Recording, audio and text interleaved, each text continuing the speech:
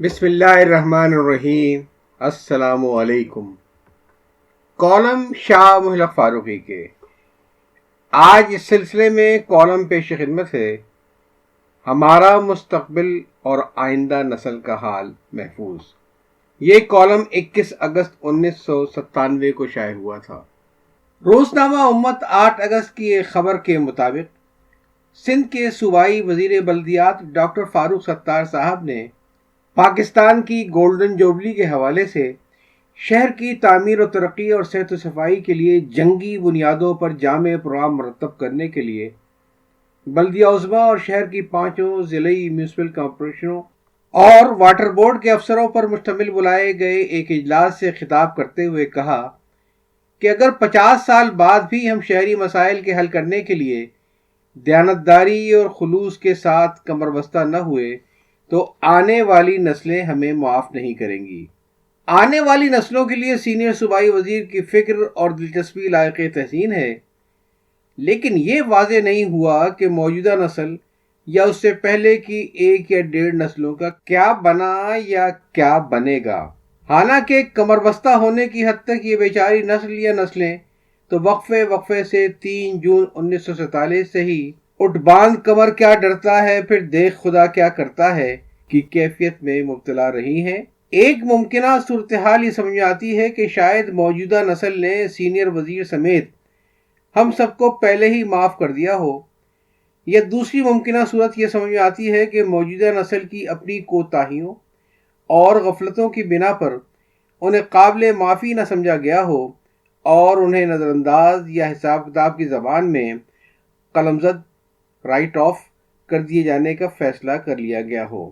بہرحال سینئر صوبائی وزیر مطمئن رہیں کہ اگر اے میرے نور نظر لختے جگر پیدا نہ ہو کی تمنا اور سعی پہم کرنے والے وفاقی حکومت کے محکمہ بہبود آبادی نے اپنی مہم کو کامیابی سے ہمکنار کر دیا تو شاید اگلی نسل نامی کوئی چیز یعنی ہمیں معاف کرنے یا نہ کرنے والا کوئی فرد وجود ہی میں نہ آئے۔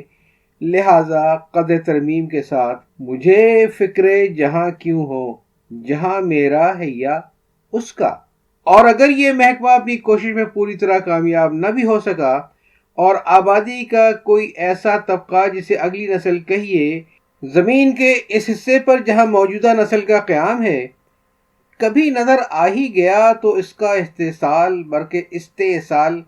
اپنی باری آنے پر انہی کارپوریشنوں اور بورڈوں کے وہی افسران کریں گے جنہیں سینئر صوبائی وزیر نے خطاب کیا تھا۔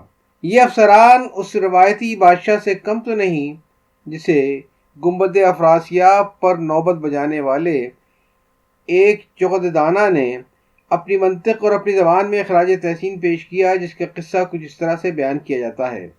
وہ بادشاہ فطرتاً انتہائی ظالم اور تخریب پسند تھا۔ کسی ایک فرد کی معمولی سی غلطی پر پوری کی پوری آبادی کو اجتماعی سزا دے کر اسے روئے زمین میں سے ناپید کر دیتا تھا۔ اس کے وزراء اور امراء کی ہمت نہ تھی کہ بادشاہ کے اس ظلم و ستم سے باز رکھ سکتے۔ ایک بار اس کے ایک وزیر نے اسے یہ کہہ دیا کہ وہ پرندوں کی بولی سمجھ سکتا ہے۔ ایک روز بادشاہ اپنے خدم حشم کے ہمراہ شکار کھیلنے کے لیے ایک صحرا میں گیا۔ وہ وزیر بھی حضور بادشاہ میں حاضر تھا۔ اتفاق سے وہاں ایک درخت پر 2 الو بول رہے تھے۔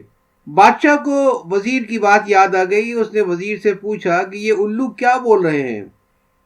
کچھ دیر تک وزیر غور سے ان کی بولی سننے کا تاثر دیتا رہا اور پھر یکایک بادشاہ سے مخاطب ہو کر بولا، عالم پناہ، اس ناچیز میں اتنی ہمت نہیں ہے کہ وہ ان پرندوں کی نازیبا گفتگو سے حضور کی سماعت کو مجروح کرے، لہذا اس بندے ناچیز کو ان گستاخ پرندوں کی گفتگو دہرانے سے معاف رکھا جائے۔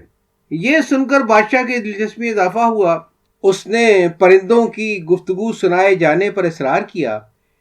آخر وزیر جان کی امان حاصل کر کے یوں عرض پرداز ہوا، حضور، ان دونوں الوؤں میں سے ایک الو کے بیٹا ہے اور دوسرے کی بیٹی۔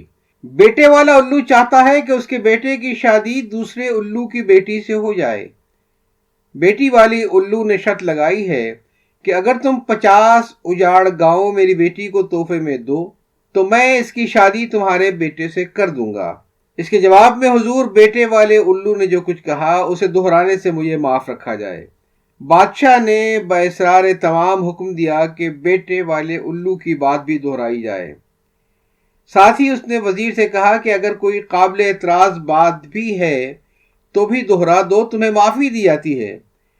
وزیر نے کہا حضور بیٹے والا گستاخ الو یہ کہہ رہا ہے کہ اگر ہمارے بادشاہ سلامت زندہ رہے تو 50 کیا میں 500 اجاڑ گاؤں تمہاری بیٹی کو تحفے میں دے دوں گا۔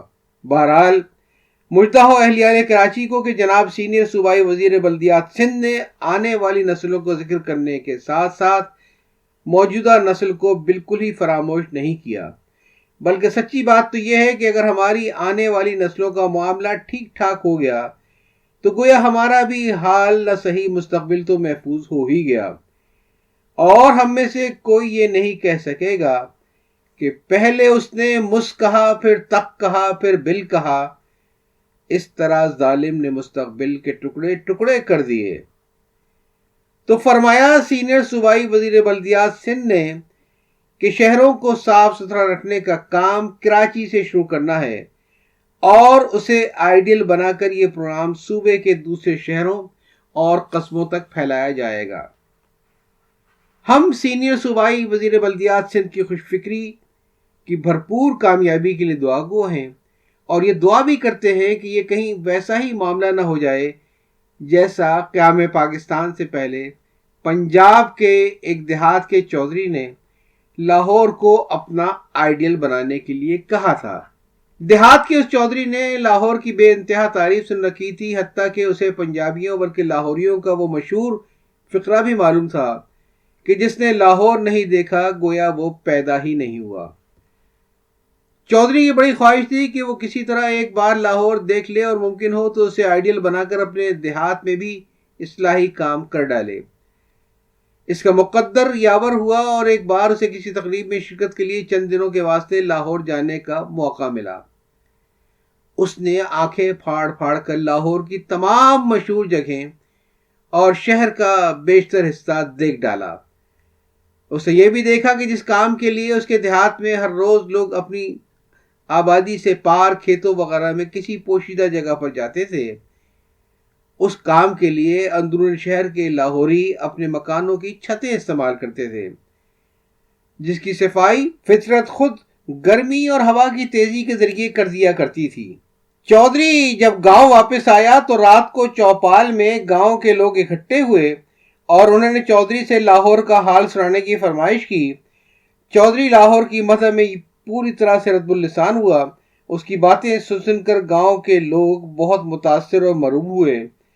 آخر جب رات کافی گزر گئی اور لوگوں اٹھنے کے لیے آمادہ ہوئے تو چودھری نے کہا، بھائیو اب آخری بات یہ بھی سن لو، آج سے لاہور ہمارا آئیڈیل ہے اور ہمیں اپنے گاؤں کو بھی لاہور بنا دینا ہے۔ اس معاملے میں پوری کوشش کروں گا، بس تم لوگ دعا کرتے رہو۔ گاؤں والوں نے سوچا کہ چودھری کی کوئی رگ ڈھیلی ہو گئی ہے، تاہم چودھری کی وجاہت کے پیش نظر کوئی بھی کسی بھی قسم کا اعتراض نہ کر سکا۔ سب نے آمین کہی اور اپنے اپنے گھروں کو روانہ ہو گئے۔ دوسرے روز الصبح چودھری کے پڑوس کی جوان بہویں بیٹیاں اپنے سینوں میں آئیں تو انہوں نے چودھری کو انتہائی قابل اعتراض حالت اور نیم برہنگی کی کیفیت میں اپنی کھلی چھت پر بیٹھے ہوئے ایک فریضہ فطری کی ادائیگی فرماتے دیکھا تو وہ بیچاری عورتیں اپنے گھروں کے اندر گھس گئیں اور چلا چلا کر کہنے لگیں، چودھری پاگل ہو گیا ہے، ورنہ ایسی حرکت تو نہ کبھی دیکھی نہ سنی۔ یہ چیخ و پکار چودھری کے کانوں تک پہنچی تو وہیں سے چلا کر بولا، او خدا کی بندیوں، کیا شور مچا رکھا ہے تم نے؟ خاموش رہو، میں یہ طے کر چکا ہوں کہ اپنے گاؤں کو لاہور بنا دینا ہے۔ لاہور میں لوگ اس کام کے لیے چھت ہی استعمال کرتے ہیں، تو اب ہم صرف یہ دعا ہی کر سکتے ہیں کہ کراچی ہمارا اسی قسم کا آئیڈیل بنے جیسا ہمارے سینئر صوبائی وزیر بلدیات بنانا چاہتے ہیں، نہ کہ وہ ایسا آئیڈیل جیسا کہ پنجاب کے روایتی چودھری نے لاہور کو بنا رکھا تھا۔ یوں گستاخی معاف، کراچی میں نکاسی آب کی لائنوں کی ٹوٹ پھوٹ جس تیزی سے ہو رہی ہے بلکہ جس میں بعض اوقات تو کچھ حیادار موٹر سائیکل سوار ڈوب کر بھی مر رہے ہیں۔ اس کی بنا پر شاید جلد ہی وہ وقت آ جائے گا کہ کراچی کے لوگ اپنے غسل خانوں کو کبوتر خانوں یا مرغی خانوں میں تبدیل کر کے لاہور کو اپنا آئیڈیل بناتے ہوئے کراچی میں بھی چھتوں کا آئیڈیل استعمال شروع کر دیں گے۔ آپ اس بات کی فکر نہ کیجئے کہ ایسی صورت میں 4 5 منزلہ عمارتوں کے مکینوں کا کیا ہوگا، جبکہ ان کے لیے چھت ایک ہی ہوگی۔ نہیں جناب، ان کا کچھ بھی نہیں ہوگا۔ اگلی نسل کے آتے آتے اہلیان کراچی اس صورتحال کے اتنے عادی ہو چکے ہوں گے کہ وہ سب اپنی اپنی چھتوں پر زندہ رہو اور زندہ رہنے دو کہ بقائے باہمی کے زرعی اصول پر تم اپنا منہ ادھر کر لو، ہم اپنا منہ ادھر کر لیں کہ کیفیت میں بیٹھے نظر آئیں گے۔ بلکہ شاید جاتی ہوئی نسل کے کچھ گھریلو قسم کے لوگ آتی ہوئی نسل کے کچھ چونچالوں کو اپنے پیروں پر بیٹھائے شیشی بھی کر رہے ہوں گے، اور ساتھ ہی بیچ بیچ میں گنگنا رہے ہوں گے، ہم کہاں کے دانا تھے، کس ہنر میں یکتا تھے، بے سبب ہوا غالب دشمن آسماں اپنا۔ تو جناب یہ تو تھا کالم شاہ ملک فاروقی صاحب کا، جس کا عنوان تھا ہمارا مستقبل اور آئندہ نسل کا حال محفوظ، اور یہ شائع ہوا تھا 31 اگست 1997 کو۔ اجازت چاہتا ہوں، اللہ حافظ۔